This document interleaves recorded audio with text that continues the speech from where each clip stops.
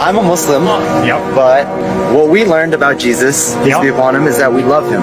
Yes. We love all the prophets, Moses, Abraham, and we adore them and we follow them. Yep. We learned in the Bible that Jesus used to fall on his face in prayer, and we do that 5 times a day. Beautiful. We learned that Jesus worshiped the one true God, and that's who we follow. So my question is that as a Muslim who loves and adores and follows the teachings of Jesus, will I be punished or go to hell if I don't follow your idea of what Jesus was or what he taught according to Christianity? If Muhammad spoke the truth, I'm going to hell. Because I'm a blasphemer. I'm worshiping Jesus as God.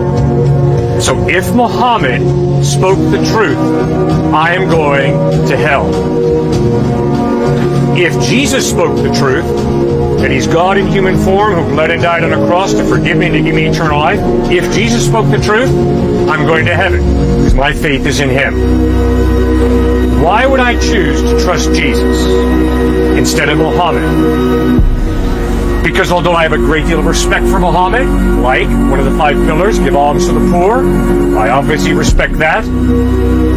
I obviously respect the way Muhammad believed that Jesus was born of a virgin, lived a sinless life, ascended to heaven, is coming back a second time. I agree with all of that. Muhammad made a crucial mistake. He denied the deity of Christ. Now, when was Muhammad born? 570 AD, which means he obviously never met Christ. But Matthew, Mark, Luke, and Matthew, Mark, John, Peter, James met Christ. And they all insisted that Christ claimed to be God. Repeatedly in the Quran, it is stated, Jesus is not God. He's a good prophet, but he's not God. Repeatedly in the New Testament, it's stated, Jesus is God in human form. Now I have a decision to make. Who am I going to trust? A man who lived 500 years after the fact? Or people who lived during the life of Christ, met him and talked with him?